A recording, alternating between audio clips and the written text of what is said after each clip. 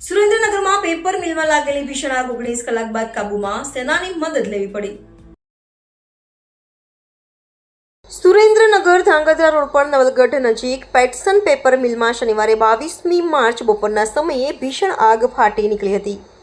Paper મિલમાં રહેલા પેપરના role, પૂઠા સહિતનો જથ્થો હોવાની આગે ગણતરીની મિનિટમાં વિકરાળ સ્વરૂપ ધારણ કર્યું હતું, જેના પગલે સુરેન્દ્રનગર, ધાંગધ્રા, થાન, વિરમગામ ફાયર બ્રિગેડની મદદ પણ લેવામાં આવી હતી। જો કે બપોરે લાગેલી આગ હમણાં સુધી કાબૂમાં ન આવતા ભારતીય સેનાની મદદ લેવામાં આવી રહી છે।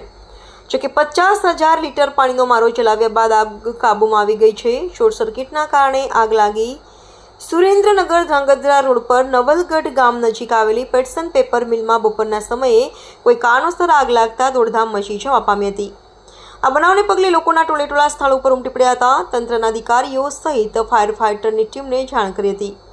પેપર મિલમાં મોટા પ્રમાણમાં પેપરના રોલ, પૂઠા સહિતનું મટીરિયલ્સ હોવાથી ગણતરીની મિનિટોમાં જ આગે વિકરાળ સ્વરૂપ ધારણ કરતા ફાયર વિભાગે મેજર કોલ જાહેર કર્યો હતો। પ્રાથમિક તપાસમાં શોર્ટ સર્કિટના કારણે આગ લાગી હોવાનું હાલ અનુમાન સેવાઈ રહ્યું છે। હાલ અમદાવાદ, રાજકોટ, સુરેન્દ્રનગર, વઢવાણ અને ધ્રાંગધ્રા ફાયર બ્રિગેડની ટીમ દ્વારા સતત પાણીનો જોરદાર મારો ચલાવવામાં આવી રહ્યો છે। આ ઉપરાંત સેનાના જવાનો પણ આગ પર કાબૂ મેળવવા પ્રયાસ હાથ ધર્યા હતા, જેને પગલે હાલ આગ કાબૂમાં લઈ લેવામાં આવી છે। TV18 news, Surendranagar.